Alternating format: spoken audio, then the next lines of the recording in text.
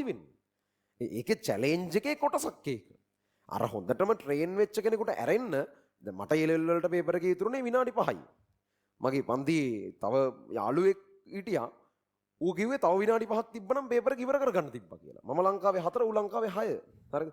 يعني එහෙමත් තියෙනවා. ඒ කියන්නේ පේපර් එක ඒ කියන්නේ අර චූටි මොකක් හරි පොඩි දෙයක් ඉතුරුලා තියෙන්නේ නැති. ඌ එළියට ආවට පස්සේ ඌ කියපු කතාව තමයි තව විනාඩි 5ක් තිබ්බනම් පේපර් එක ඉවර කරන්න තිබ්බා කියලා. ඌ කොළඹ දිස්ත්‍රික්කේ 3 වෙනියා ලංකාවේ 6 වෙනියා. අපේ පන්තියේ තමයි ඉස්කෝලේ හොඳම රිසල්ට්ස් ටික තිබුණේ.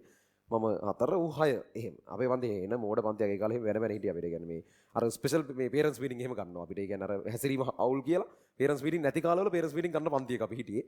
මේ කොහොම හරි ඒක අන්තිමේදී ඒක හොඳට හිට්ට මේ අර එතකොට අපේ පන්ති වල එහෙම පළවෙනියා දෙවෙනියා වෙන්න හරි ලේසි. එන මෝඩ ඔයින් ටීටී කියන මෝඩ කියන්නේ මෝඩ නෑ වැඩ කරන්නේ නෑ උන්. හරිද?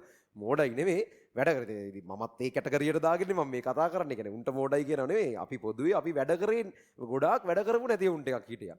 මේ ඒවට උන් පස්සේ වැඩ කරන දැනට වෙනස් වුණා. ඒ වැඩ කරන සෙට් එකක් හිටියා. නමුත් අර උනන්දුව සම්බන්ධ පොඩි ප්‍රශ්න එකක් තිබ්බා. කොහොම හරි අන්තිමේට කියන්නේ මුල් කාලේදී මම කියන්නේ මුල්ම කාලේ පළවෙනි වාරේ එහෙම මේ එහෙම වෙනම පේරන්ට්ස් මීටින් එකක් ගත්තා. සාමාන්‍ය දෙයකට අමතරව මැදත් පේරන්ට්ස් මීටින් එකක් ගත්තා. අපිට මේ කල් ක්‍රියාව හරි නෑ කියලා හැසිරීම අවුල් කියලා. මේ පස්සේ කියන්නේ මේ පේරන්ට්ස් මීටින් එක හින්දා හරි කියපු ගෙහෙම් බලන්න නෙමෙයි. නමුත් කොහොම හරි උන් ටික කොල්ලෝ ටික වෙනස්ලා උන් වැඩේට කොහොම හරි තේරුම් අරගෙන වැඩේ කරන්න ගත්තා. ඊට පස්සේ අන්තිමට කොහොම හරි ඉස්කෝලේ හොඳම රිසල්ට්ස් ආවේ ඒ ක්ලාස් එකකින් කියන්නේ ලොකුම රෑන්ක් ටික ආවේ. මේ අර කොහොම හරි දැන් මම කී හිටපු කතන්දරේ තමයි වෙලාව මදි වෙන්න පුළුවන්.